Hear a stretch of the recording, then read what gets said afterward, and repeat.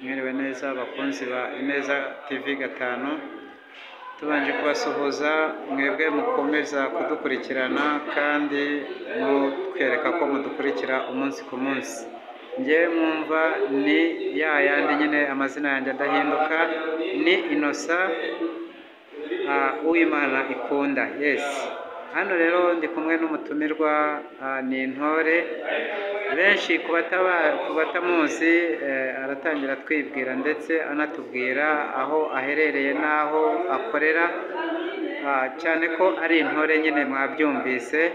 Yes, ni karibu utangira utwibwira ubwira n'abantu bagukurikiranye hano ku Ineza TV 5. Ni karibu.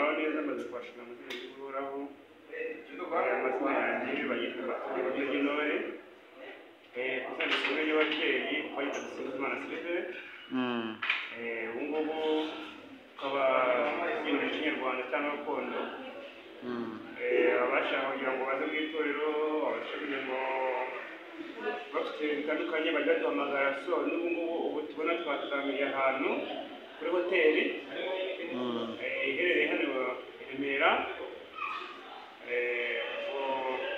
Hoteli bayita Igihozo.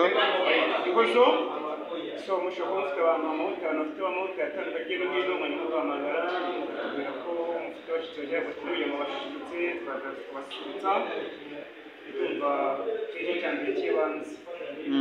ese mu by'ukuri watangiye umwuga wo kubyina umuco nyarwanda ryari? Umuco nyarwanda ugizwe nawutangiye niga mu mwaka wa 2 primaire.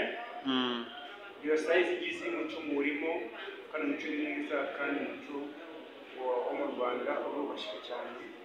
Kirashishikaje gusa ni muze kimwe cy'umuco wacu wa Kinyarwanda, si no mu Rwanda no hanze South Africa naho hose tugerewe abantu bose.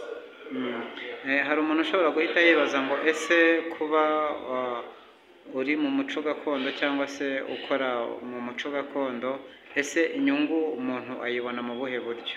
Inyungu ya mbere bityo cya mbere kibaho ibyishimo muri wowe, ni bya mbere bibaho mu muco nyarwanda kwishima. Cya kabiri kandi ikintu cyose ukora kigira inyungu. Buriya ndakeka yuko iyo ubigiyemo neza ukabyinjiramo neza bishobora kugutunga bikakugaburira, bikageza n'ahantu utabasha kuba wabasha kugera,